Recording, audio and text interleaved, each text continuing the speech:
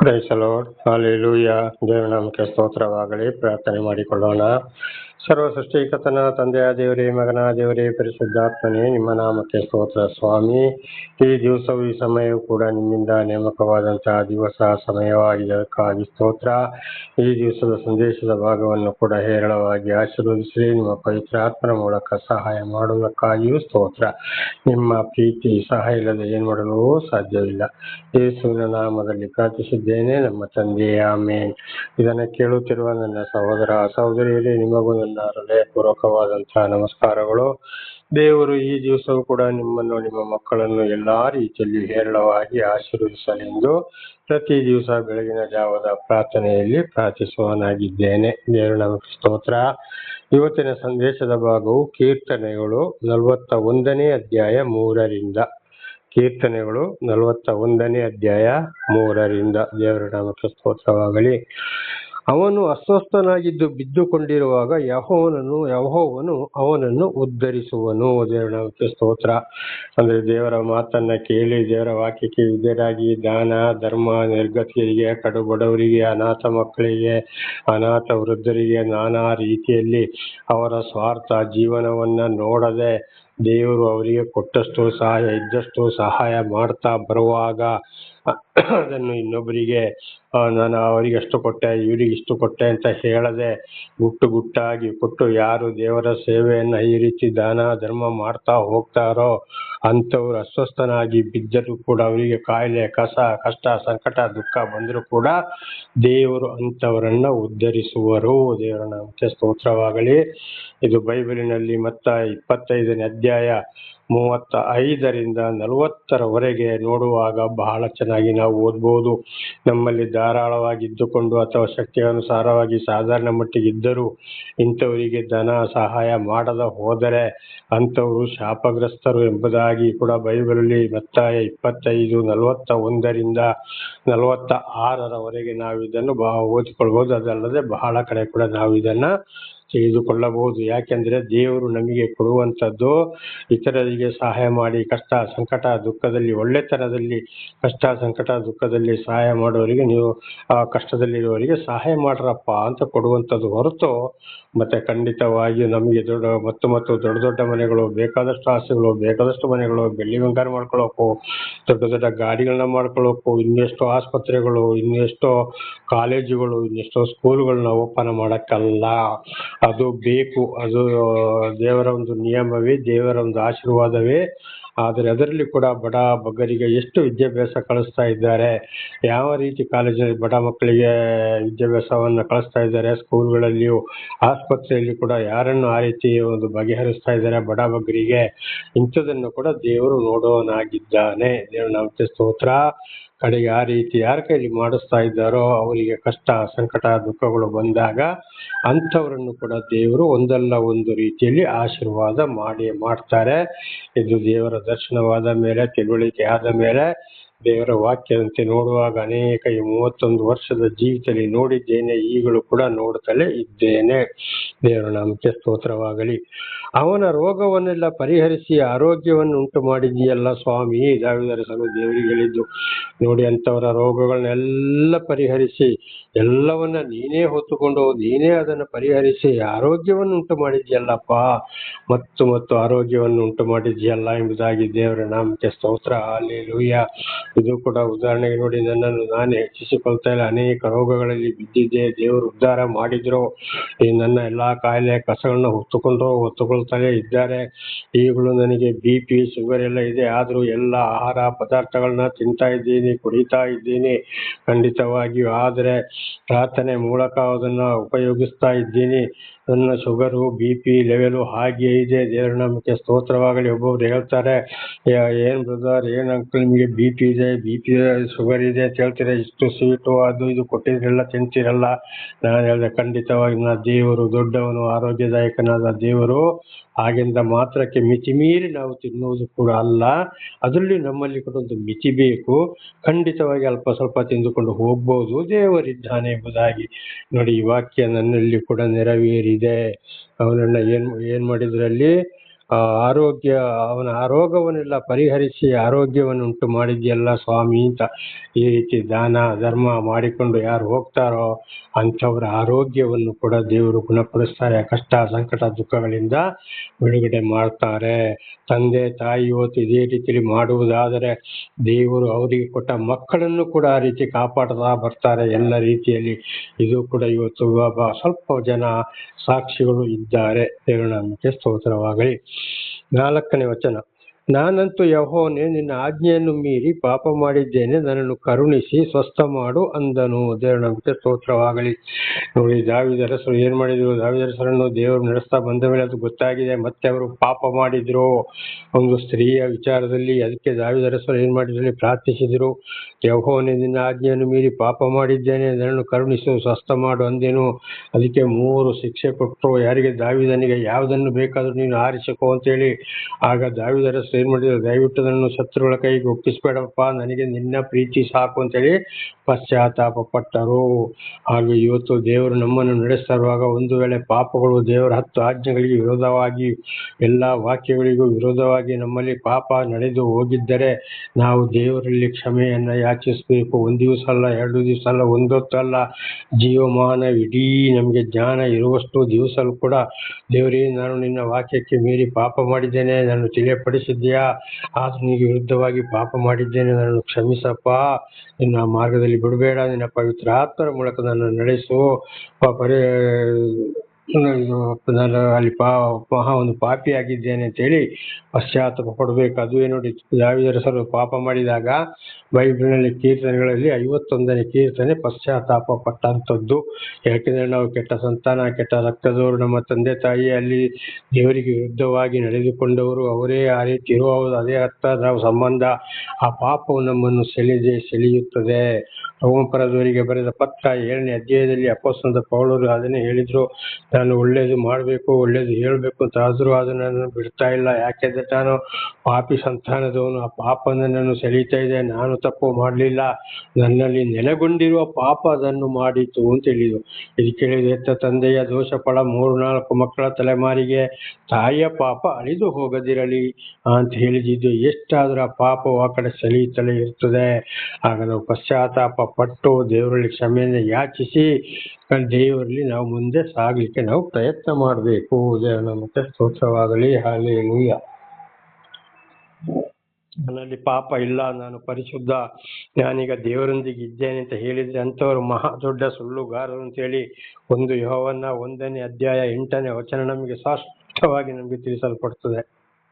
ನನ್ನಲ್ಲಿ ಪಾಪ ಇಲ್ಲ, ನಾನು ಪರಿಶುದ್ಧನು, ನಾನು ಅಂಥವನು, ನಾನು ಇಂಥವಳು ಅಂತ ಹೇಳುದಾದ್ರೆ ಅವರು ದೇವರ ಮುಂದೆ ಮಹಾ ದೊಡ್ಡ ಸುಳ್ಳುಗಾರರಾಗಿದ್ದಾರೆ. ಮನುಷ್ಯ ಜನ್ಮದವರು ಪ್ರತಿಯೊಬ್ಬರು ಅವರಲ್ಲಿ ಏನೇ ಆದರೂ ನಡೆ, ನುಡಿ, ಕ್ರಿಯೆ, ಮಾತು, ಯೋಚನೆ, ಕೆಟ್ಟ ಯೋಚನೆಗಳಲ್ಲಿ ಕೂಡ ಒಬ್ಬರಿಗೆ ಕೊಡೋದು, ತಗೊಳ್ಳೋದು, ನೋಡುವ ನೋಟ, ಇನ್ನೊಬ್ಬರ ಬಗ್ಗೆ ಮಾತಾಡೋದ್ರಲ್ಲಿ ಕೂಡ ಬಹಳ ಇಲ್ಲ. ಗಂಡ ಹೆಂಡತಿ, ಅತ್ತೆ ಸೊಸೆ, ಮಕ್ಕಳು, ತಂದೆ ಮಕ್ಕಳು, ಅಣ್ಣ ತಮ್ಮಂದಿರು, ಅಕ್ಕ ತಂಗಿಯರು, ನೆರೆಕರೆಯವರು, ಪ್ರತಿ ಒಂದು ವಿಚಾರದಲ್ಲಿ ಒಂದಲ್ಲ ಒಂದು ರೀತಿಯಲ್ಲಿ ಪಾಪಗಳು ಬಂದೇ ಬರುತ್ತವೆ.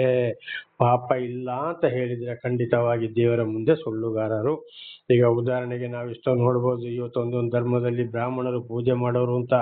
ಬ್ರಹ್ಮನನ್ನು ಅರಿತವನು ಬ್ರಾಹ್ಮಣ, ಅವನು ಖಂಡಿತವಾಗಿ ಬ್ರಹ್ಮನಿಗೆ ಯಾವ್ದು ರೂಪ ಇದೆಯಾ? ಇಲ್ಲ. ಸರ್ವ ಸೃಷ್ಟಿಕರ್ತ ವಿಕಾರ ರೂಪ.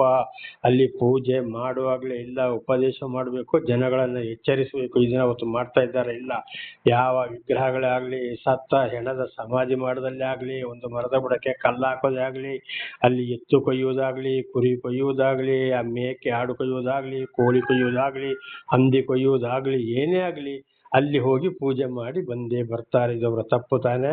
ಅದು ವಿಗ್ರಹ ಪೂಜೆ, ಸೈತಾನನ ಪೂಜೆ. ಆಗ ಅವರು ಬ್ರಾಹ್ಮಣರು ಬ್ರಹ್ಮ ಕುಲದವರು ಅಂತ ಹೇಳಿ ಏನು ಪ್ರಯೋಜನವಾಯಿತು? ಮಹಾ ದೊಡ್ಡ ಪಾಪ. ಅವರ ಊಟಕ್ಕಾಗಿ ಅಕ್ಕಿಯನ್ನು ಕಿತ್ತುಕೊಳ್ಳೋದು, ಬಟ್ಟೆಯನ್ನು ಕಿತ್ತುಕೊಳ್ಳೋದು, ದುಡ್ಡನ್ನು ಕಿತ್ತುಕೊಳ್ಳೋದು, ನಾನಾ ತರದ ಸುಳ್ಳು ಹೇಳಿ ಆ ಪೂಜೆ ಈ ಪೂಜೆ, ಅಷ್ಟು ಸಾವಿರ ಇಷ್ಟು ಸಾವಿರ, ಆ ಹೋಮ ಈ ಹೋಮ. ಮತ್ತೆ ಹೇಗೆ ಅವರು ಪರಿಶುದ್ಧರಾಗುವುದು? ಹೇಗೆ ಬ್ರಹ್ಮನನ್ನು ಅರಿತುಕೊಂಡಿದ್ದಾರೆ? ಖಂಡಿತವಾಗಲೂ ಇಲ್ಲ. ಅದೇ ರೀತಿ ಕ್ರಿಶ್ಚಿಯನ್ಗಳಂತ ಹೇಳೋರು ಇವತ್ತು ದಶಾಂಶ ಕೊಡಬೇಕು, ಕಾಣಿಕೆ ಕೊಡಬೇಕು, ಪಾಸ್ಟರ್ಗಳಿಗೆ ಕೊಡಬೇಕು, ಬಹಳ ದೊಡ್ಡ ಸುಳ್ಳು ಇವ್ರು ನಿಂತುಕೊಂಡು ಏನ್ ಮಾಡ್ತಾರೆ? ಮತ್ತ 23ನೇ ಅಧ್ಯಾಯದಲ್ಲಿ ಬರೆದ ಹಾಗೆ ಖಂಡಿತವಾಗಿ ಇನ್ನೊಬ್ಬರ ಕೈಲಿ ವಿಶ್ವಾಸಿಗಳು ಅಂತ ಸ್ಟೈಲ್ ಮಾಡಿ ನಿಂತುಕೊಂಡು ಬಂದು ಪಾಸ್ಟರ್ಗಳ ಹೆಂಡತಿಯರು ಏನ್ ಮಾಡ್ತಾರೆ? ಇನ್ನೊಬ್ಬರ ಜೊತೆಯಲ್ಲಿ ಬಡ ರೀತಿಯಲ್ಲಿ ಇದ್ದಂತ ವಿಶ್ವಾಸಿಗಳ ಅವ್ರ ಜೊತೆಲಿ ಕೆಲಸ ಮಾಡೋರು ಇವರು ಆಡಂಬರ ಮಾಡೋರಾಗಿದ್ದಾರೆ. ಕುರ್ಚಿ ಹಾಕಿ ದೊಡ್ಡ ಯಾರು ವಿದ್ಯಾವಂತರಿದ್ದಾರೆ, ಐಶ್ವರ್ಯವಂತರಿದ್ದಾರೆ, ಹಣವಂತರಿದ್ದಾರೆ, ದೊಡ್ಡ ವಾಹನಗಳನ್ನ ತೆಗೆದುಕೊಂಡು ಬಂದವರು ಇರ್ತಾರೆ. ಅವರೊಂದಿಗೆ ಮಾತನಾಡಿ ಕಾಲ ಕಳೆಯುತ್ತಾರೆ, ಇವ್ರ ಹತ್ರ ಗದರಿಸ್ತಾರೆ, ಕಿರು ಬೆರಳಿಂದ ಆದರೂ ಇವರು ಮುಟ್ಟೋದಿಲ್ಲ ಅಂತೇಳಿ ಮತ್ತ 23ನೇ ಅಧ್ಯಾಯದಲ್ಲಿ ಮತ್ತಾಯನ ಮೂಲಕ ಯೇಸು ಸ್ವಾಮಿ ಬಹಳ ಚೆನ್ನಾಗಿ ತಿಳಿಸಿದ್ದಾರೆ. ಇದು ಅನೇಕರನ್ನ ನಾವು ನೋಡುವಂತದ್ದು. ಮಕ್ಕಳನ್ನು ಸರಿ ನಡೆಸ್ತಾ ಇಲ್ಲ, ಹೆಂಡತಿಯರು ನಡೆಸ್ತಾ ಇಲ್ಲ, ಗಂಡ ಹೆಂಡತಿಯರು ಸರಿ ಇಲ್ಲ, ತಂದೆ ತಾಯಿಗಳು ನೋಡ್ತಾರ, ಈ ತರದಿಗೂ ಇಲ್ಲ.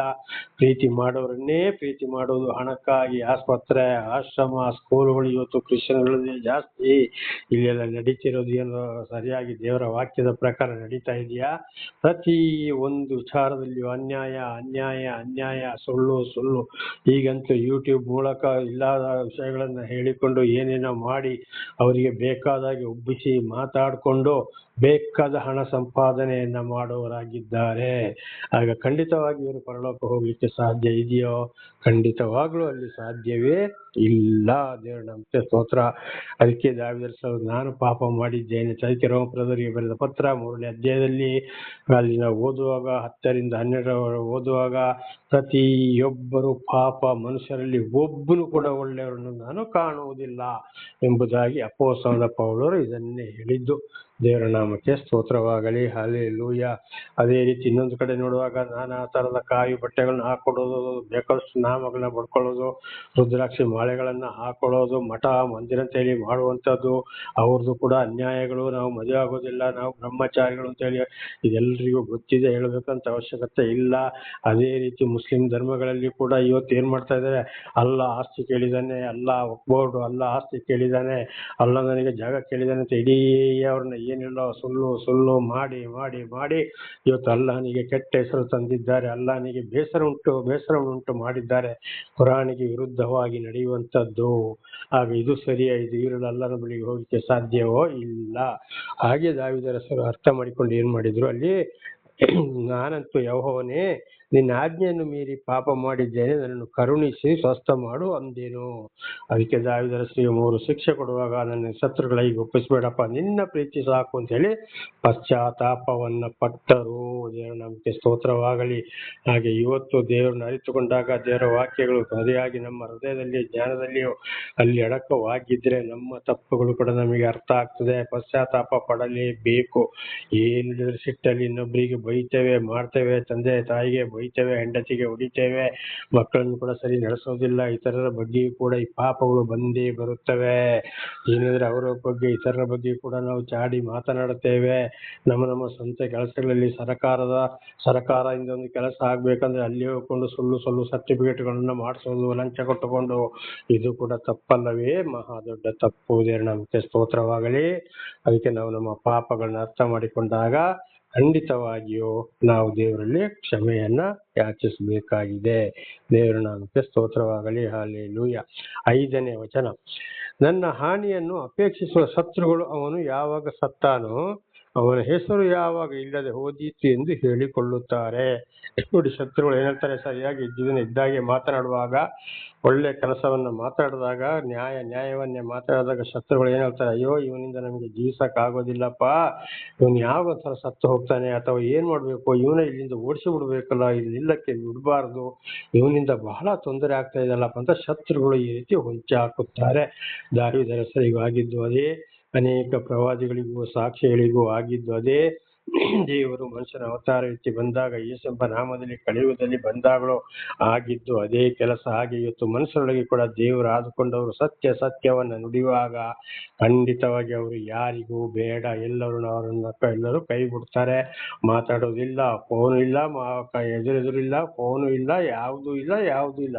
ಇವತ್ತು ನನ್ನ ಪರಿಸ್ಥಿತಿ ಬಂದಿರೋದು ಅದುವೇ. ಇವತ್ತು ಬಹಳ ಮಂದಿ ಕರೀತಿದ್ರು, ಮಾಡ್ತಾ ಇದ್ರು, ಸೇವಕರು ಎಲ್ಲವನ್ನ ಶಿಸ್ತಾಗಿ ಜೀವಿಸ್ತಾ ಹೋದಾಗ ನಾನು ಇವತ್ತು ಯಾರಿಗೂ ಬೇಡದವನಾಗಿದ್ದೇನೆ, ಲೋಕಕ್ಕೆ ಒಂದು ಕಸವಾಗಿದ್ದೇನೆ, ನಾನಾ ರೀತಿಯಲ್ಲಿ. ಆದರೂ ದೇವರೇ ನನಗೆ ರಕ್ಷಕನಾಗಿದ್ದು, ದೇವರೇ ನನ್ನನ್ನು ನಡೆಸುವವರಾಗಿದ್ದಾರೆ.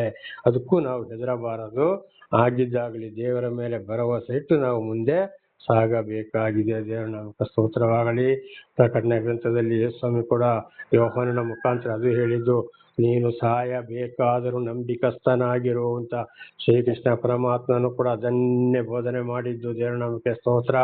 ಕುರಾನಲ್ಲಿ ಕೂಡ ನೋಡುವಾಗ ದೇವರು ಆರಿಸಿಕೊಂಡಂತ ಮಹಮ್ಮದ್ ಪೈಗಂಬರ್ ಅವರನ್ನ ಏನ್ ಮಾಡಿದ್ರು, ಮಕ್ಕದಿಂದ ಮದೀನದವರೆಗೆ ಹುಡ್ಕೊಂಡು ಹೋಗಿ ಅಲ್ಲಿ ಕಡೆಗೆ ಹೊಡೆದೇ ಕೊಂದ್ರು ಅವರನ್ನ ಎಂಬುದಾಗಿ. ದೇವರ ನಾಮಕ್ಕೆ ಸ್ತೋತ್ರವಾಗಲಿ. ದೇವರ ಆದುಕೊಂಡವರಿಗೆ ಇದೆಲ್ಲ ಬರ್ತದೆ. ವೈರಿಗಳು, ನಾವು ಧೈರ್ಯ ಕೆಡದೆ ಮುಂದೆ ಸಾಗಬೇಕು. ಇದು ದೇವರ ಪ್ರೀತಿಯಾಗಿದೆ. ದೇವರ ನಾಮಕ್ಕೆ ಸ್ತೋತ್ರ. ಹೇಳುವಾಗಲೇ ಅನೇಕ ಪ್ರವಾದಿಗಳಿಗೂ ಸಾಕ್ಷಿಗಳಿಗೂ ಕೂಡ ಇದೇ ವಿಷಯ ಬಂದು ಹೋಗಿತ್ತು. ದೇವರ ನಾಮಕ್ಕೆ ಸ್ತೋತ್ರ. ನೋಡಿ, ಅಪೊಸ್ತಲನಾದ ಪೌಲನು ಮೊದಲು ದೇವರ ವಿರೋಧಿ ಲೋಕದ ಜನಗಳಾಗಿದ್ದ.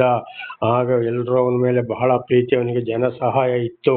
ಯಾವಾಗ ದೇವರು ದರ್ಶನ ಕೊಟ್ಟವನನ್ನು ದೇವರು ಕರೆದರೋ, ದೇವರ ಸೇವೆಗೆ ನಿಂತನೋ, ಆಗ ಅಂತ ಪೌಲನೇ ಸೌಲನು ಪೌಲನಾಗಿ ಮಾರ್ಪಟ್ಟು ಯಾರಿಗೂ ಬೇಡದವನಾದನು. ಯಾರು? ಪೌಲ. ಅದೇ ರೀತಿ ಇವತ್ತು ದೇವರು ಆದುಕೊಂಡವರು ಸತ್ಯತೆಯನ್ನು ಮಾತಾಡ್ತಾರೆ, ಇದ್ದಿದ್ದನ್ನ ಇದ್ದಾಗೆ ಮಾತಾಡ್ತಾರೆ, ನ್ಯಾಯವಂತರಾಗಿ ಮಾತಾಡ್ತಾರೆ. ಅಂಥವರು ಯಾರಿಗೂ ಬೇಡವರನ್ನ ತಳ್ಳಿ ಬಿಡ್ತಾರೆ. ಆದ್ರೂ ದೇವರು ಕೈ ಬಿಡುವವರಲ್ಲ. ದೇವರ ನಾಮಕ್ಕೆ ಸ್ತೋತ್ರವಾಗಲಿ. ಹಲ್ಲೆಲೂಯಾ. ಹಾಗೆ 6ನೇ ವಚನಕ್ಕೆ ಹೋಗೋಣ. ಅವರಲ್ಲೊಬ್ಬನು ನನ್ನನ್ನು ನೋಡುವುದಕ್ಕೆ ಬಂದರೆ ಕಪಟದ ಮಾತನ್ನು ಆಡುವನು, ಮನಸ್ಸಿನಲ್ಲಿ ಅಶುಭಗಳನ್ನು ಸಂಗ್ರಹಿಸಿಕೊಂಡು ಹೊರಗೆ ಹೋಗಿ ಪ್ರಕಟಿಸುತ್ತಾನೆ. ಒಬ್ರು ಏನು ಹೇಳ್ತಾರೆ, ಒಬ್ಬೊಬ್ರು ನಾಟಕದಿಂದ ಬರ್ತಾರೆ, ಇವನು ಏನ್ ಹೇಳ್ತಾನ ನೋಡೋಣ ಅಂತಾನೆ ನಮ್ಮನ್ನ ಹೊಗಳಿಕೊಂಡು ಬೇರೆಯವ್ರನ್ನ ದೂರಿಕೊಂಡು ಕಪಟ ಮಾತಾಡ್ತಾರೆ. ನೋಡೋಣ ಇವನ ಬಾಯಲ್ಲಿ ಏನು ಬರ್ತದೆ ಅಂತ ಹೇಳಿ ನಮ್ಮ ಗುಟ್ಟು ತಿಳಿಲಿಕ್ಕೋಸ್ಕರ ಇಂಥವ್ರನ್ನು ಕೂಡ ನಾವು ತಿಳ್ಕೊಳ್ಬೇಕು. ಇವನು ವೈರಿಯಾಗಿದ್ದ, ದೇವರಿಗೆ ವಿರುದ್ಧವಾಗಿ ಮಾತಾಡ್ತಾನೆ, ಒಂದು ಸಮಯದಲ್ಲಿ ನನಗೆ ವಿರುದ್ಧವಾಗಿ ಮಾತಾಡಿದ, ಯಾಕೆ ಬಂದಪ್ಪ ಇಂಥವ್ರು ಅಂತೇಳಿ ಯೋಚನೆ ಮಾಡಬೇಕು. ಅಂಥವರ ಬಗ್ಗೆ, ಅವರು ಇತರರ ಬಗ್ಗೆ ಚಾಡಿ ದೂರು ಹೇಳಿಕೊಂಡು ಬರುವಾಗ ನಾವು ಏನ್ ಮಾಡ್ಬೇಕಲ್ಲಿ, ಅಂಥವ್ರ ಬಗ್ಗೆ ಏನು ಮಾತಾಡಕ್ ಹೋಗ್ಬಾರ್ದು. ಏನಿರ್ಲಿಯಪ್ಪ, ಅವ್ರ ಮೇಲೆ ಕೋಪಗೊಳ್ಬೇಡ, ಅವರನ್ನು ದೇವ್ರು ಒಳ್ಳೇದು ಮಾಡಿ ಅಂತ ಆ ರೀತಿ ಅವರಿಗೆ ಬೇಕಾದಾಗೆ ಮಾತಾಡಿ ಅವರನ್ನ ನಾವು ಏನ್ ಮಾಡ್ಬೇಕು, ಕಳಿಸಬೇಕು. ಇಲ್ಲದ್ರೆ ಖಂಡಿತವಾಗಿ ಇವನಿಗೆ ಈಗ ಬುದ್ಧಿ ಬಂತು ಮಾತಾಡ ಅಂತೇಳಿ ಆ ಮಾತಿಗೆ ನಾವು ಮಾತು ಸೇರಿಸಿ ಮಾತಾಡಿದರೆ ಆ ಕಡೆಗೆ ಹೋಗಿ ಒಂದಕ್ಕೆ ಎರಡು ಚುಚ್ಚಿ ಜಗಳ ಹೊಡೆದಾಟ ನಾನಾ ಥರದ ಶಿಕ್ಷೆಗೆ ಅವರು ಒಳಪಡಿಸಿ ಬಿಡ್ತಾರೆ. ಬಹಳ ಎಚ್ಚರ ಬೇಕು. ಅದಕ್ಕೆ ಜ್ಞಾನಿ ಸೊಲೊಮೋನರು ಒಂದು ಮಾತನ್ನ ಹೇಳಿದರೆ, ನೀವು ಜ್ಞಾನವಂತರಾಗಿರಿ, ಈ ದಿವಸಗಳು ಬಹಳ ಕೆಟ್ಟ ದಿವಸಗಳನ್ನು. ಅಪೊಸ್ತಲನಾದ ಪೌಲನು ಎಫೆಸದವರಿಗೆ ಬರೆದ ಸಭೆಯಲ್ಲಿ ಕೂಡ ಅದನ್ನು ಹೇಳಿದ್ದಾರೆ, ಈ ದಿವಸಗಳು ಕೆಟ್ಟ ದಿವಸಗಳು. ಹಾಗೆ ಜ್ಞಾನಿ ಸೊಲೊಮೋನನು ನೀವು ಜ್ಞಾನವಂತರಾಗಿರಿ ಅಂತ ಕೂಡ ಹೇಳಿದ್ದಾರೆ. ದೇವರ ನಾಮಕ್ಕೆ ಸ್ತೋತ್ರವಾಗಲಿ. ಹಲ್ಲೆಲೂಯಾ. ಇದು ನಾನಿರುವ ಸ್ಥಳದಲ್ಲಿ ಕೂಡ ಒಂದು ವಿಶ್ವಾಸಿ ಕುಟುಂಬದವರ ಒಂದು ಹೆಂಡತಿ ಕೂಡ ಅದನ್ನೇ ಮಾಡ್ತಾ ಇದ್ದಾರೆ. ಈಗ ಅವರಿಗೆ ಅರ್ಥ ಆಯ್ತು, ಇವನಿಗೆಲ್ಲ ಗೊತ್ತಾಯ್ತು ಅಂತ ಈಗ ನನ್ನಿಂದ ಅವರು ದೂರವಾಗಿದ್ದಾರೆ. ಬಹಳ ನಾಟಕ. ಇದು ಕೂಡ ಬಹಳ ವಿಷಯಗಳು ನಡೀತವೆ. ಅದರಿಂದ ಬಹಳ ಕಪಟವನ್ನ ಮಾತನಾಡುತ್ತಾರೆ. ಮನಸ್ಸಿನಲ್ಲಿ ಅಶುಭಗಳನ್ನು ಸಂಗ್ರಹಿಸಿಕೊಂಡು ಹೊರಗೆ ಹೋಗಿ ಪ್ರಕಟಿಸುತ್ತಾರೆ. ಮನಸ್ಸಿನಲ್ಲಿ ಇಟ್ಟುಕೊಂಡೇ ಮಾತನಾಡ್ತಾರೆ. ಹೃದಯ ಮನಸ್ಸು ಶುದ್ಧವಾಗಿರುವುದಿಲ್ಲ. ಮನಸ್ಸೊಳಗೆ ಏನೋ ಒಂದು ಇಟ್ಟುಕೊಂಡು ಮಾತನಾಡ್ತಾರೆ. ಅಂಥವ್ರನ್ನು ಕೂಡ ನಾವು ಗುರುತು ಮಾಡಬಹುದು. ಮಾತಾಡುವ ನಮ್ಮ ಬಾಯಲ್ಲಿ ಏನು ಬರ್ತದೆ ಅಂತ ಮಾತಾಡಕ್ಕೆ ಒಂದು ಹುಸಿ ನೆಗಾಡಿಕೊಂಡು ಮಾತಾಡ್ತಾರೆ, ಅಥವಾ ಎಲ್ಲೋ ಒಂದು ಕಡೆಗೆ ನೋಡಿಕೊಂಡು ಮಾತನಾಡ್ತಾರೆ, ಅಥವಾ ಅಡ್ಡ ಕಣ್ಣಲ್ಲಿ ನಮ್ಮನ್ನ ನೋಡಿಕೊಂಡು ಮಾತನಾಡ್ತಾರೆ, ತಲೆ ತಗ್ಗಿಸಿಕೊಂಡು ಅಲ್ಲಿಂದಲೇ ಸ್ವಲ್ಪ ಕಣ್ಣು ಮೇಲಕ್ಕೆತ್ತಿಕೊಂಡು ಮಾತನಾಡ್ತಾರೆ. ಅವರ ನಯ ನುಡಿಗಳು ಆ ಕಡೆ ಈ ಕಡೆ ಅಕ್ಕಪಕ್ಕ ತಲೆ ತಿರುಗಿಸಿಕೊಂಡು ಮಾತನಾಡ್ತಾರೆ. ಇಂಥ ಸಮಯದಲ್ಲಿ ನಾವು ನೋಡಬೇಕು, ಇವರು ಕಪಟಿಗಳು, ನಮ್ಮ ಗುಟ್ಟು ತಿಳಿಯಲಿಕ್ಕೆ ಇವರು ಬಂದಿದ್ದಾರೆ ಅಂತೇಳಿ ಬಹಳ ಎಚ್ಚರ.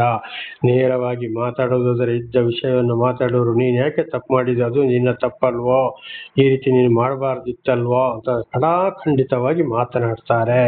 ಇದರಲ್ಲಿ ಕಂಡು ಹಿಡಿಬೇಕು ಇವರ ಹೃದಯ ಮನಸ್ಸು ಶುದ್ಧವಾಗಿದೆ ಅಂತೇಳಿ ಬಹಳ ಎಚ್ಚರವಾಗಿರಬೇಕು. 7ನೇ ವಚನ 41:7. ನನ್ನ ಹಗೆಯವರೆಲ್ಲರೂ ನನಗೆ ವಿರೋಧವಾಗಿ ಕಿವಿಗಳಲ್ಲಿ ಗುಜು ಮಾತಾಡಿಕೊಳ್ಳುತ್ತಾರೆ, ನನಗೆ ಕೇಡನ್ನ ಕಲ್ಪಿಸುತ್ತಾರೆ. ಇನ್ನು ಕೆಲವರು ಏನಿರ್ತಾರೆ ಅಂಥವ್ರು ಇವತ್ತು ದೇವರಿಂದ ಆದುಕೊಂಡವರು ಸತ್ಯ ಸಂದೇಶರು ನೀತಿವಂತರ ಕಡೆ ಹೋಗುತ್ತಿಗೆ ಅಲ್ಲಿ ಲೋಕದ ಜನಗಳು ಕಪಟಿಗಳು ದುಷ್ಟರು ಕೂತುಕೊಂಡು ಸ್ವಲ್ಪ ಅವನ ಕಿವಿಗೆ ಕೇಳುವ ಹಾಗೆ ಬಹಳ ಕೆಟ್ಟ ಕೆಟ್ಟ ಮಾತುಗಳಿಂದ ಮಾತನಾಡುವುದು, ಚುಚ್ಚು ಮಾತನಾಡುವಂಥದ್ದು, ಅಥವಾ ಯಾರಿಗೋ ಬೈದಾಗೆ ಬೈಯೋದು, ಯಾರೋ ವಿಷಯವನ್ನು ಮಾತನಾಡಿದಾಗೆ ಮಾತನಾಡುವುದು, ಈ ರೀತಿ ಕೂಡ ಇರ್ತದೆ. ಹಾಗಂತ ಒಂದು ಗುಂಪು ಇಂಥಲ್ಲಿ ಇದೆ ಅಂತ ನಾವು ದೂರ ದೃಷ್ಟಿ ಹಾಕಿ ನೋಡ್ತಾ ಹೋಗ್ಬೇಕು. ಆ ಹತ್ರನೇ ಹೋಗ್ಬಾರ್ದು. ಅವ್ರು ಏನು ಮಾತಾಡಿದ್ರೆ ನಮ್ಮ ಕಿವಿಗೆ ಕೇಳಬಾರ್ದು. ನೋಡದವರಾಗಿ ಬೇರೆ ಒಂದು ದಾರಿಯಲ್ಲಿ ನಾವು ಹೋಗಬೇಕಾಗಿದೆ. ಇಲ್ಲದ್ರೆ ಅವ್ರೇನೋ ಮಾತಾಡೋದು, ನಾವು ಒಂದು ಮಾತಾಡೋದು, ನಮಗೆ ಬೇಜಾರಾಗೋದು, ಸಿಟ್ಟು ಬರೋದು. ಅವರು ಮೊದಲೇ ಅಂತ ಒಂದು ದುಷ್ಟರಾಗಿದ್ದಾರೆ. ಆಗ ನಾವು ಕೂಡ ಏನಾಗ್ತೇವೆ, ಅವರಾಗಿ ಆಗ್ತೇವೆ. ಆಗ ಅವರಿಗೂ ನಮಗೂ ಏನು ವ್ಯತ್ಯಾಸ ಇರುವುದಿಲ್ಲ. ಅದರಿಂದ ನಾವು ಏನ್ ಬೇಕಾದ್ರೂ ಹೇಳಿ, ಏನ್ ಬೇಕಾದ್ರೂ ಮಾಡ್ಲಿ. ಈಗ ಒಂದ್ ಕಡೆಗೆ ಹೋದಾಗ ಮೈಗೆ ಒಳ್ಳೆ ಗಾಳಿ ಬಡಿತದೆ, ಕೆಟ್ಟ ಗಾಳಿ ಬಡಿತದೆ, ಅದು ನಿಲ್ತದ ಇಲ್ಲ, ಬಡ್ಕೊಂಡು ಹೋಗ್ತಾ ಇರ್ತದೆ. ನಾವಾಗಿ ಇರ್ತೇವೆ.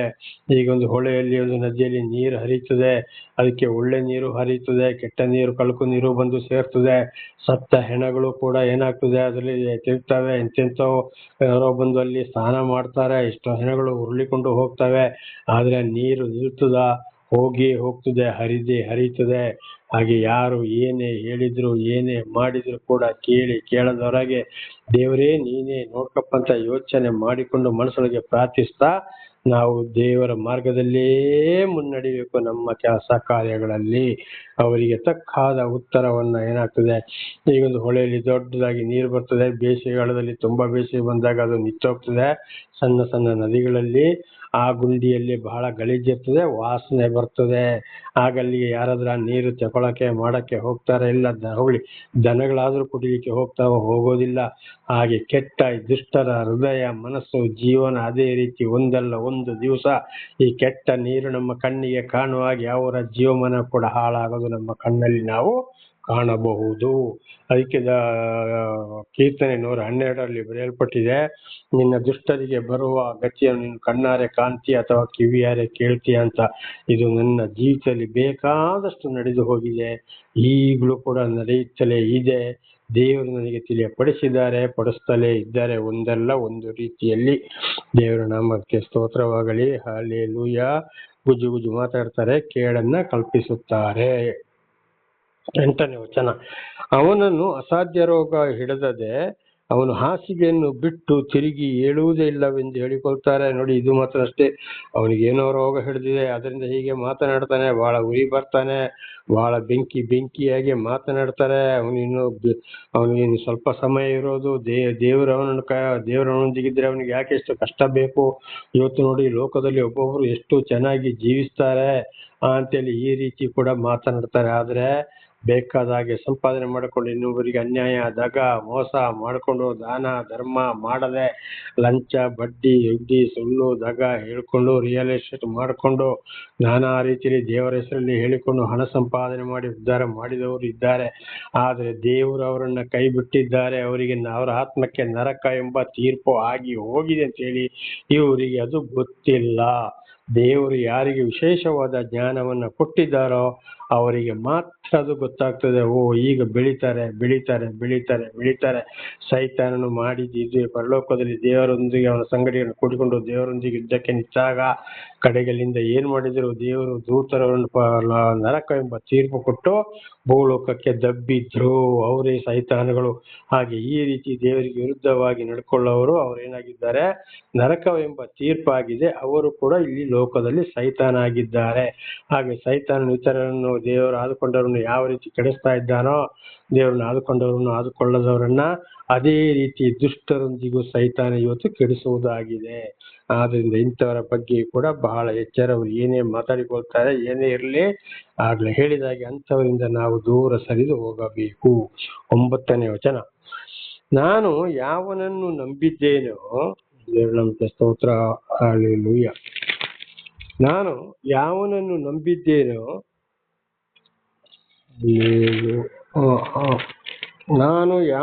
ನಂಬಿದ್ದೇನೋ, ಯಾವನು ನನ್ನ ಮನೆಯಲ್ಲಿ ಅನ್ನಪಾನಗಳನ್ನು ತೆಗೆದುಕೊಂಡನೋ ಅಂತ ಆಪ್ತ ಸ್ನೇಹಿತರು ನನಗೆ ಕಾಲನ್ನು ಅಡ್ಡಕೊಟ್ಟಿದ್ದಾನೆ. ನೋಡಿ, ಒಬ್ಬರ ಮಾತಿಗೆ ನಾವು ಮರಳಾಗಿ ಅವರನ್ನು ಸರಿಯಾಗಿ ಪರಿಶೋಧಿಸದೆ ಬಾಪ ಅವರು ನಾನಾ ರೀತಿ ನಾಟಕವನ್ನ ಆಡ್ತಾರೆ, ನಮ್ಮಿಂದ ಲಾಭವನ್ನ ಪಡೆಯೋದಕ್ಕೋಸ್ಕರ, ನಮ್ಮನ್ನ ಕೆಡಿಸೋಕ್ಕೋಸ್ಕರ. ಬಾ, ನಮ್ಮಲ್ಲಿ ಜಾಗ ಇದೆ, ನಮ್ಮಲ್ಲಿ ಊಟ ಮಾಡು, ನಮ್ಮಲ್ಲಿ ಮಲಗು, ತೆಗೋ, ನೀನು ಆಸ್ಪತ್ರೆಗೆ ಹೋಗು, ಅದು ಎಲ್ಲಿಗೆ ಹೋಗು, ಇಲ್ಲಿಗೆ ಹೋಗು ಅಂತೇಳಿ ನಾವು ಸಂಪೂರ್ಣ ಅವರ ಮಾತುಗಳನ್ನೇ ನಿಜ ಅಂತೇಳಿ ನಂಬಿ ಯಾರನ್ನು ನಾವು ಸೇರಿಸ್ಕೊಳ್ತೇವೆ ಅವರೇ ನಮಗೆ ಅಡ್ಡ ಕಾಲನ್ನ ಇಡ್ತಾರೆ. ಕಡೆಗೆ ಅವ್ರು ಏನ್ ಮಾಡ್ತಾರೆ, ಸ್ವಲ್ಪ ದಿವಸ ಅಲ್ಲಿಂದ ನಮ್ಮ ಪರವಾಗಿ ನಾವು ಅವರಿಗೆ ಚೆನ್ನಾಗಿದ್ದಾಗ, ಶಿಸ್ತಲ್ಲಿ ಮಾತಾಡಿದಾಗ, ಒಳ್ಳೇದನ್ನ ಹೇಳಿದಾಗ ಅವರಿಗೆ ಸಹಿಸಿಕೊಳ್ಳದೆ ಏನ್ ಮಾಡ್ತಾರೆ, ಅಷ್ಟೊತ್ತಿಗೆ ನಮ್ಮ ವಿರೋಧಿಗಳು ಯಾರಾದ್ರೂ ಇರುವುದಾದ್ರೆ ಅವರೊಂದಿಗೆ ಹೋಗಿ ಅವರಾಗೆ ಇವರಿಗೆ ಹಾಗೆ ಮಾಡ್ತಾರೆ, ಹೀಗೆ ಮಾಡ್ತಾರೆ, ಹಾಗೆ ಹೇಳಿದ್ರು, ಹೀಗೆ ಹೇಳಿದ್ರು ಅಂತೇಳಿ ಖಂಡಿತವಾಗಿ ನಮಗೆ ವಿರೋಧವನ್ನ ಬಗೆಯುತ್ತಾರೆ. ದೇವರ ನಾಮಕ್ಕೆ ಸ್ತೋತ್ರವಾಗಲಿ. ಒಂದು ವೇಳೆ ತಪ್ಪು ಮಾಡಿದಾಗ, ತಪ್ಪು ಮಾತನಾಡಿದಾಗ ಅದನ್ನ ಹೇಳುವುದು ಸಹಜ, ಅದನ್ನು ಹೇಳಲೇಬೇಕು. ಆದರೆ ಸರಿಯಾಗಿದ್ದಾಗ, ಒಳ್ಳೆ ಬುದ್ಧಿವಾದ ಹೇಳಿದಾಗ ಅದನ್ನು ಕೂಡ ಇತರರಿಗೆ ಹೋಗಿ ಹೇಳಿ ಅಲ್ಲಿ ಏನ್ ಮಾಡ್ತಾರೆ, ಬಹಳ ವಿರೋಧವಾಗುವ ಹಾಗೆ ಮಾಡ್ತಾರೆ, ನಮ್ಮ ಜೀವಿತಕ್ಕೆ ತೊಂದರೆ ಮಾಡ್ತಾರೆ. ಇಂಥವರ ಬಗ್ಗೆ ಬಹಳ ಎಚ್ಚರವಾಗಿರಬೇಕು. ಅದಕ್ಕೆ ಏನ್ ಮಾಡ್ಬೇಕಂದ್ರೆ, ಒಬ್ರು ಕಷ್ಟ, ಸಂಕಟ, ದುಃಖದಲ್ಲಿ ಬಂದಾಗ ಸೇರಿಸಿಕೊಳ್ಳಲೇಬೇಕು. ಇಂಥವ್ರನ್ನ ಸೇರಿಸಿಕೊಂಡ್ರೆ ನನ್ನನ್ನು ಸೇರಿಸಿಕೊಂಡಾಗ ಆಯ್ತು ಅಂತ ಕೂಡ ದೇವರು ಹೇಳಿದ್ದಾರೆ. ಆದರೆ ಸೇರಿಸಿಕೊಳ್ಳುವಾಗ ಅವರಿಗೆ ಪ್ರತ್ಯೇಕವಾದ ಒಂದು ಸ್ಥಳ, ಅವರಿಗೆ ಏನು ಊಟ ಕೊಡಬೇಕು ಅದನ್ನು ಕೊಡಬೇಕು, ಆರೋಗ್ಯ ನೋಡ್ಕೊಳ್ಬೇಕು, ಬಟ್ಟೆ ನೋಡ್ಕೊಳ್ಬೇಕು. ಆದ್ರೆ ಅವ್ರ ಹತ್ರ ಯಾವ ವಿಷಯವನ್ನು ಮಾತಾಡಕ್ಕೆ ಹೋಗಬಾರದು, ನಮ್ಮ ವಿಷಯವನ್ನು ಹೇಳಬಾರದು, ಇತರರ ಬಗ್ಗೆ ಕೂಡ ಅವ್ರ ಹತ್ರ ಏನು ಮಾತಾಡಬಾರದು. ಈ ರೀತಿಯಲ್ಲಿ ನಾವು ಇರಬೇಕು. ವಿನಃ ಎಲ್ಲಾ ವಿಷಯವನ್ನು ನಾವು ಮಾತಾಡ್ಕೊಂಡು ಹೋದಾಗ ನಿಜ ನಂಬಿದ್ರೆ ಕಡೆಗೆ ಅವರಿಂದಲೇ ನಮಗೆ ಕುತ್ತು ಬರುತ್ತದೆ. ಹಾಗೆ ನನಗೆ ಕೂಡ ಬೈಬಲ್ ಕಾಲೇಜ್ ಡೀಕನ್ ಮತ್ತು ಟೀಚರ್ ಆಗಿದ್ದಾಗ ಕಡೆಗೆ ನನಗೆ ಕೂಡ ಅದ್ವೀ ಗತಿ, ಜಾತಿ, ಮತ ಭೇದ ತಂದು ಈ ರೀತಿ ಓದಲೆಲ್ಲ ನನಗೆ ಇದೇ ರೀತಿ ಬಂತು. ಬಹಳ ಒಂದು ದೊಡ್ಡ ಕ್ರಿಶ್ಚಿಯನ್ ಸಂಸ್ಥೆಯಲ್ಲಿ ಕೂಡ ಇತರರೊಂದಿಗೆ ನಡೆಯಪ್ಪ, ಹೀಗೆ ನಡ್ಕೊಳ್ಳಿ, ಈ ರೀತಿ ಮಾಡೋದು ತಪ್ಪು, ವಿಗ್ರಹಾರ್ಚನೆ ಮಾಡಬಾರ್ದು, ಮಾಯಮಂತ್ರಕ್ಕೆ ಹೋಗಬಾರ್ದು, ಮನುಷ್ಯರ ಕಾಲಿಗೆ ಬೀಳಬಾರ್ದು, ಈ ರೀತಿ ನಡ್ಕೋಬೇಕು ಅಂತ ಹೇಳಿದಾಗ ಅವರು ಹೋಗಿ ಹಾಗಾದ್ರೆ ರೋಮನ್ ಕೆಥೋಲಿಕ್ ಸಂಸ್ಥೆ ಹೋಗಿ ಆ ಫಾದರ್ಗಳಿಗೆ ಹೇಳಿ ನನ್ನನ್ನು ಒಂದೇ ದಿವಸಕ್ಕೆ ಡಿಬಾರ್ ಕೂಡ ಮಾಡಿದ್ರು. ಮನೆ ಮಠ ಇಲ್ಲದೆ ಅಲೆದಾಡಬೇಕಾಯಿತು. ಆಗೊಂದು ಪಟ್ಟಣದಲ್ಲಿ ನಾನು ಹೋಗ್ತಾ ಇದ್ದೆ, ಹಳ್ಳಿಯವರು ನನ್ನನ್ನು ಕರ್ಕೊಂಡೋಗಿ ಅವರ ಮನೆಯಲ್ಲಿ ನಿಲ್ಲಿಸಿಕೊಂಡರು. ದೇವರ ನಾಮಕ್ಕೆ ಸ್ತೋತ್ರವಾಗಲಿ. ನೋಡಿ, ಅದು ದೇವರು ಮಾಡಿದಂತ ಸಹಾಯ. ಹಾಗೆ ಎಲ್ಲರ ವಿಶ್ವಾಸ ಕೂಡ ಬಹಳ ಎಚ್ಚರವಾಗಿರಬೇಕು. ಯಾಕೆಂದರೆ ಮೀಕ ಪ್ರವಾದಿ ಕೂಡ ಹೇಳಿದ್ದಾರೆ, ನಿನ್ನ ಆಪ್ತರನ್ನು ನಂಬಬೇಡ, ನಿನ್ನ ಸ್ನೇಹಿತರನ್ನು ನಂಬಬೇಡ, ಒಡ ಹುಟ್ಟಿದವರನ್ನು ನಂಬಬೇಡ, ನಿನ್ನ ಎದೆಗೆ ಹೊರಗುವವಳನ್ನು ಕೂಡ ನಂಬಬೇಡ. ಯಾಕೆಂದ್ರೆ ಒಬ್ಬೊಬ್ಬರಿಗೆ ಹೆಂಡತಿಯರೇ ವಿರೋಧವಾಗಿ ಬರ್ತಾರೆ. ಈಗ ನನಗೆ ಹೆಂಡತಿಯರು ಮಕ್ಕಳೆಲ್ಲ ವಿರೋಧವಾಗಿ ಬಂದರು. ಒಳ್ಳೆ ವಿಚಾರ ಹೇಳಿದಕ್ಕೆ, ಮಾತಾಡಿದಕ್ಕೆ, ದೇವರ ಪರವಾಗಿ ಮಾತನಾಡಿದಕ್ಕೆ ಎಲ್ಲರೂ ವಿರೋಧಿಗಳು, ಬಂದು ಬಳಗದವರು ಎಲ್ಲ ವಿರೋಧಿಗಳಾದರು. ಒಬ್ಬನಿಗೆ ಅವನ ಮನೆಯವರೇ ಕಡುವೈರಿಗಳಾಗುವರು. ನೋಡಿ, ಅಲ್ಲಿ ಏನಾಯ್ತು, ಕಡುವೈರಿಗಳೇ ಆದರೂ. ದೇವರ ಸ್ತೋತ್ರ. ಆದರೆ ಒಂದೇ ಒಂದು ಗುರಿ, ದೇವರೊಂದಿಗೆ ಜೀವಿಸುವಂಥದ್ದು. ಹಾಗೆ ನಂಬುವುದು ಕೂಡ ಬಹಳ ಕಷ್ಟವಾಗಿದೆ. ಇಂಥದ್ದು ಕೂಡ ಬಹಳ ಜನರನ್ನ ನಂಬಿ ಇದ್ದಾಗೆ ಮಾತನಾಡಿ ಸಾಕ್ಷಿ ಕೊಟ್ಟಾಗ ನನಗೆ ವಿರೋಧಿಗಳಾಗಿ ಬಂದಿದ್ದಾರೆ, ಹೊಡೆಯಕ್ಕೂ ಬಂದಿದ್ದಾರೆ, ಬುಡಿಯಕ್ಕೂ ಬಂದಿದ್ದಾರೆ. ಈಗ ಫೋನ್ ಮಾಡದವರು ಇದ್ದಾರೆ, ವಿಚಾರಿಸಿದವರು ಇದ್ದಾರೆ, ಚೆನ್ನಾಗಿದ್ದವರನ್ನ ವಿರೋಧವನ್ನಾಗಿ ಕೂಡ ಮಾಡಿದ್ದಾರೆ. ಆಗಲಿ ಅವರಿಗೂ ದೇವರು ಒಳ್ಳೆಯದನ್ನ ಮಾಡಿ ಶಾಂತಿ, ಸಮಾಧಾನ, ಆರೋಗ್ಯ ಕೊಟ್ಟು ಕೊನೆಯ ಕಾಲದಲ್ಲಿ ಆದರೂ ಅವರು ದೇವರನ್ನು ಅರಿತು ಜೀವಿಸಲಿ, ದೇವರವರನ್ನು ಸಾಕ್ಷಿಗಳನ್ನಾಗಿ ಮಾಡಲಿ ಎಂದು ನಾನು ಪ್ರತಿ ದಿವಸ ಶನಿವಾರದ ಪ್ರಾರ್ಥನೆಯಲ್ಲಿ, ಸಬ್ಬತ್ ದಿವಸದ ಪ್ರಾರ್ಥನೆಯಲ್ಲಿ ಅವರಿಗಾಗಿ ದೇವರಲ್ಲಿ ಪ್ರಾರ್ಥಿಸುವನಾಗಿದ್ದೇನೆ. ದೇವರ ನಾಮಕ್ಕೆ ಸ್ತೋತ್ರವಾಗಲಿ. ಹಲ್ಲೆಲೂಯಾ. ಹಾಗೆ ಎಲ್ಲರ ಮೇಲೆ ನಂಬಿಕೆ ಇಡುವುದು ಕೂಡ ಬಹಳ ಕಷ್ಟಕರವಾದದ್ದು. ಒಬ್ಬೊಬ್ಬರಿಗೆ ಒಂದೊಂದು ಹೆಂಡತಿಯರಿಗೆ ವಿರೋಧವಾಗಿ ಬರ್ತಾರೆ. ಯಾಕೆಂದ್ರೆ ಅಲ್ಲಿ ಖಂಡಿತವಾಗಿಯೂ ಅವರಿಗೆ ಕೊಡೋದು, ಮಾಡೋದು, ತಗೊಳ್ಳೋದು ಆಗುವುದಿಲ್ಲ. ಅದರಲ್ಲಿ ಕೂಡ ಏನೇನೋ ವಿಷಯಗಳು ನಡೆದು ಹೋಗ್ತವೆ. ಅದು ಹೇಳಬೇಕಾದ ಅಗತ್ಯ ಇಲ್ಲ. 10ನೇ ವಚನ, ಯೆಹೋವನೇ, ನೀನಾದರೂ ಕರುಣಿಸಿ ನನ್ನನ್ನು ಏಳ ಮಾಡು, ಆಗ ನಾನು ಅವರಿಗೆ ಮೈ ತೀರಿಸುವೆನು. ನೋಡಿ, ಯಾವುದೇ ಹೆಸರು ಏನಾದರೂ, ದೇವರೇ ನಾನು ನೀನು ಏಳ ಮಾಡಪ್ಪ, ನನಗೆ ಶಕ್ತಿಯನ್ನ ಕುಂದಿಸಬೇಡ, ನಾನು ಎದ್ದವರಿಗೆ ಮೈ ತೀರಿಸುವಾಗೆ ನನ್ನನ್ನು ಮಾಡು ನೀನು ಅಂತೇಳಿ ದೇವರ ನಮಗೆ ಸ್ತೋತ್ರವಾಗಲಿ. ದಾವೀದರಸರು ಪ್ರಾರ್ಥಿಸಿದರು. ಹಾಗೆ ನಾವು ಏನ್ ನೋಡ್ಬೇಕು, ಅವರಿಗೆ ಮೈ ತೀರಿಸ್ತೇವೆ, ಏಳು ಮಾಡು ಅಂತ ಹೇಳಬೇಕಾಗಿಲ್ಲ. ಇದನ್ನು ಯೇಸುಸ್ವಾಮಿ ಮತ್ತಾಯ 5:44 ಅಧ್ಯಾಯದಲ್ಲಿ ಹೇಳಿದರೆ, ಮೈಯಿಗೆ ಮೈ ತೀರಿಸಬೇಡಿ, ಪೀಡಿಸುವವರಿಗಾಗಿ ಪ್ರಾರ್ಥಿಸಿರಿ ಎಂಬುದಾಗಿ. ದೇವರು ನಮಗೆ ಸ್ತೋತ್ರ. ನಾವು ಶಾಂತಿ ಸಮಾಧಾನದಲ್ಲಿ ಹೋಗ್ತಾ ಇರಬೇಕು, ಅವರಿಗಾಗಿ ದೇವರಲ್ಲಿ ಪ್ರಾರ್ಥಿಸ್ತಾ ಇರಬೇಕು. ಆಗ ಅವರಿಗೆ ತಕ್ಕಾದ ಉತ್ತರವನ್ನ ದೇವರೇ ಕೊಡುವವರಾಗಿದ್ದಾರೆ. ಅದನ್ನೇ ಕಣ್ಣಾರೆ ಕಾಣುವಂತೆ, ಕಿವಿಯಾರೆ ಕೇಳುವಂತೆ ಮಾಡುವೆನೆಂಬುದಾಗಿ ನನ್ನ ಜೀವಿತದಲ್ಲಿ ಇದು ಕೂಡ ಬಹಳ ಸಲ ಹೇಳಿದ್ದೇನೆ, ನಡೆದು ಹೋಗಿದೆ, ನಡೆಯುತ್ತಲೇ ಇದೆ. ಇದನ್ನು ಮಹಾಭಾರತದಲ್ಲಿ ಶ್ರೀಕೃಷ್ಣ ಪರಮಾತ್ಮರು ಅದನ್ನೇ ಹೇಳಿದ್ದು, ನೀವು ಶಾಂತಿ ಸಮಾಧಾನದಲ್ಲಿ ಹೋಗಿರಿ, ಅವರಿಗೆ ಕಾಲವೇ ತಕ್ಕಾದ ಉತ್ತರವನ್ನ ಕೊಡುತ್ತದೆ. ನೀವು ನೇರವಾದ ಮಾರ್ಗದಲ್ಲಿ ನೀವು ನಡೆಯಿರಿ, ಬೇಸರಗೊಳ್ಳದೆ ನಿಮ್ಮ ಕರ್ಮವನ್ನ ಮಾಡಿ ಅಂತ ದೇವರ ನಾಮಕ್ಕೆ ಸ್ತೋತ್ರವಾಗಲಿ. ಸ್ವಾಮಿ ಕೂಡ ಅದನ್ನು ಹೇಳಿದ್ದು, ಶಾಂತಿ ಸಮಾಧಾನವೆಂಬ ಖಡ್ಗವನ್ನ ಹಿಡಿಯಿರಿ ಅಂತೇಳಿ. ದೇವರ ನಾಮಕ್ಕೆ ಸ್ತೋತ್ರ. ಹಾಗೆ ಇವತ್ತು ನಾವು ಶಾಂತಿ ಸಮಾಧಾನದಲ್ಲಿ ಇರ್ತವರ ಬಗ್ಗೆ ಮನಸ್ಸಿನಲ್ಲಿ ಎಚ್ಚರ ಇಟ್ಟುಕೊಂಡು ಯಾವುದೇ ಮಾತಾಡದೆ ವಾಗ್ವಾದಕ್ಕೆ ಹೋಗದೆ ನಾವು ಮುಂದೆ ಹೋಗಬೇಕು. ದಾವೀದರ ಹೇಳಿದಾಗೆ, ನಾನು ಅವರಿಗೆ ಮೈ ತೀರಿಸುವಂತ ಬೇಡ. ಒಂದು ವೇಳೆ ನಮ್ಮ ಮುಖಾಂತರ ಏನಾದರೂ ಮೈ ತೀರಿಸಬೇಕು ಅಂತ ದೇವರಿಗೆ ಇಷ್ಟ ಆದರೆ, ದಾವೀದರ ಮೂಲಕ ಗೋಲಿಯಾತನಿಗೆ ಯಾವ ರೀತಿ, ಅವರ ವಿರೋಧಿಗಳಿಗೆ ಯಾವ ರೀತಿ ಅಲ್ಲಿ ಮೈಯನ್ನು ತೀರಿಸಿದ್ರು, ಅದು ದೇವರ ಕೆಲಸವಾಗಿದೆ.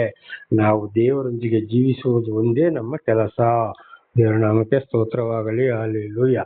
ಹಾಗೆ 11ನೇ ವಚನ, ಶತ್ರುಗಳ ಜಯಧ್ವನಿ ಇಲ್ಲದರಿಂದಲೇ ನಿನ್ನ ಒಲುಮೆ ನನಗುಂಟೆಂದು ತಿಳಿದುಕೊಳ್ಳುವೆನು. ಶತ್ರುಗಳು ಏನ್ ಮಾಡ್ತಾರೆ, ಒಂದು ಪ್ರಾರ್ಥನೆ ಮಾಡಿದ್ರೆ, ಹಾಡಿದ್ರೆ, ವಚನಗಳನ್ನ ಹೇಳಿದ್ರೆ, ಏನಾದ್ರೂ ಒಂದು ವಿರುದ್ಧವಾಗಿ ಮಾತಾಡ್ತಾರೆ, ನಮಗೆ ಬೇಸರ ಮಾಡ್ತಾರೆ. ಅದರಿಂದ ಜಯಧ್ವನಿ ಇಲ್ಲದರಿಂದಲೇ ನಿನ್ನ ಒಲುಮೆ ನನಗುಂಟು ತಿಳಿದುಕೊಳ್ಳುವೆನು. ಅವರಿಂದ ದೂರ ಕಳಿಸಪ್ಪ, ಅವರ ಸ್ವರ ನನಗೆ ಕೇಳಬಾರದು, ಯಾವುದು ಬೇಡ. ಆದ್ದರಿಂದ ನಾನು ಏನ್ ಮಾಡ್ತೇನೆ, ನಿನ್ನನ್ನು ಕೊಂಡಾಡ್ತೇನೆ. ಇಲ್ಲ ನನಗೆ ನಿನ್ನೊಂದಿಗೆ ಜೀವಿಸುವುದು, ಮಾಡುವುದು, ಒಂದು ಪ್ರಾರ್ಥನೆ ಮಾಡೋದು ಕೂಡ ತೊಂದರೆ ಆಗ್ತದೆ ಅಂತ ಹೇಳಿ ದಾವೀದರ ಪ್ರಾರ್ಥಿಸಿದ್ರು. ಖಂಡಿತವಾಗಿ ಹೌದು. ಈಗ ನಾನಿರುವ ಸ್ಥಳದಲ್ಲಿ ಕೂಡ ನಾನು ಹೇಳಕ್ ಹೋಗೋದಿಲ್ಲ. ಬರೀ ಒಂದು ಕುಟುಂಬದ ವಿಷಯ ಏನು ಹೇಳಿದ್ರು, ಒಳ್ಳೇದು ಹೇಳಿದ್ರು, ಅವರು ಸಂಪೂರ್ಣವಾಗಿ ಅವರ ಜೀವಿತದಲ್ಲಿ ದೇವರು ದೊಡ್ಡ ಕಾರ್ಯವನ್ನ ಮಾಡಿದ್ರು. ಲೋಕದ ಪರಿಸ್ಥಿತಿಯಲ್ಲಿ ಹೇಳಕ್ ಹೋದಾಗ ನನಗೆ ವಿರುದ್ಧವಾಗಿ ಬಂದರು, ವಿರುದ್ಧ ಹೇಳಿದ್ರು ಆಗೋದಿಲ್ಲ, ಮಾತಾಡಿದ್ರು ಆಗೋದಿಲ್ಲ, ಏನೇ ಆಗೋದಿಲ್ಲ, ನಮಗೆ ಗೊತ್ತಿದೆ ಎಂಬ ಮಾತು ಅವರ ಬಾಯಿಯಲ್ಲಿ ಬರ್ತಾ ಇತ್ತು. ಅವರಿಗಾಗಿ ದೇವರಲ್ಲಿ ಪ್ರಾರ್ಥಿಸಿದೆ. ಈಗ ಒಬ್ರು ಕೂಡ ಇಲ್ಲದೆ ದೂರ ಸಂಪೂರ್ಣವಾಗಿ ನಾನಿರೋ ಸ್ಥಳದಲ್ಲಿ ಪ್ರಾರ್ಥನೆಯನ್ನೇ ಬಿಟ್ಟು ನಾವು ಮನೆಯಲ್ಲೇ ಮಾಡ್ಕೊಳ್ತೇವೆ ಅಂತ ಹೇಳ್ತಾ ಇದ್ದಾರೆ. ಇನ್ನು ಮಾಡ್ತಾರ ಬಿಡ್ತಾರೋ ಗೊತ್ತಿಲ್ಲ. ದೇವರೇ ತಂದಿದ್ರು. ದೇವರ ನಾಮಕ್ಕೆ ಸ್ತೋತ್ರವಾಗಲಿ. ಪ್ರಾರ್ಥನೆ ಮಾಡಿಕೊಳ್ಳೋಣ. ಸರ್ವ ಸೃಷ್ಟಿಕರ್ತನ ತಂದೆಯ ದೇವರೇ, ಮಗನ ದೇವರೇ, ಪರಿಶುದ್ಧಾತ್ಮನೇ, ನಿಮ್ಮ ನಾಮಕ್ಕೆ ಸ್ತೋತ್ರ. ಸ್ವಾಮಿ, ಇವತ್ತಿನ ಒಂದು ಸಂದೇಶವನ್ನು ನನ್ನ ಸಹೋದರ ಸಹೋದರಿಗೆ ನೀವು ತಿಳಿಸಿದ್ದೀರಿ, ಅದಕ್ಕಾಗಿ ಸ್ತೋತ್ರ.